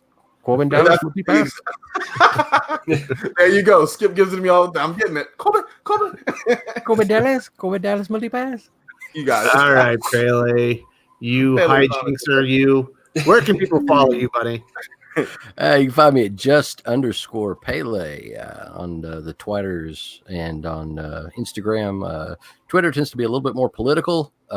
Just warning people about that in advance. I don't hold back. I'm pretty vocal about stuff, but also talk about comics. And if you have any comic questions, you can send them to me. And as far as collecting, grading, cleaning comics, anything like that, just send it to me and I'll try to help you the best I can. And if I can't help you, I'll direct you to somebody that will. And Instagram is more like new acquisitions. I've kind of slacked off a little bit of that little bit lately, still posting some, but not like I used to. But I'm going to get back into that very soon with some bangers that we've picked up recently. And give me a follow there. Give me a shout, and we'll talk about comics on the different social medias. Perfect. Like a boomer. Lance, when can people expect the next rant from Lance on your channel? Oh Lord. I'm doing a little research. We'll see if we get one out soon. For now, I'm on Twitter at real_Lance_man at Twitter. So talk some comics on there, and maybe I'll rant and rave about something that I don't know. I'm still building up a frothing rage, and it reaches like a certain boiling temperature, and then I do the rant videos. So You're they so kind of- mild mannered. It's just hard to see you actually raging. I get it. All right, Doc. Where can people find you? Apparently, they think they've seen you on other chats. Have you been cheating on Thinking Critical? No, I mean, other than No. no, man, no. I'm a one channel kind of guy. No, I mean, I pop into the chat in other people's streams from time to time if I'm bored. But no, you can basically find me here, or you can find me on Twitter at ScienceJesus. And yeah, that's pretty much it. And basically just spurging about the X-Men or laughing about comic creators being idiots. Mm-hmm. The best Well, time. that's awesome. Or comic journalists. Oh yeah. But isn't that just an oxymoron? Rich Johnson. Can look All my right. balls. So if you've been viewing the channel for very long, you know, when I first started, my bread and butter was more in-depth analysis. It's kind of exposing things that people might not know about. I've kind of gotten away with that since I've had the baby. You know, it's still my timing off. I'm getting back to my roots. You can expect a new Signature Series video on Wednesday. And, you know, it might make you mad. It might make you happy. I'm not sure, but it will be very informative and very well researched. So be looking out for that. And thank you all very much for joining us. Salamat po.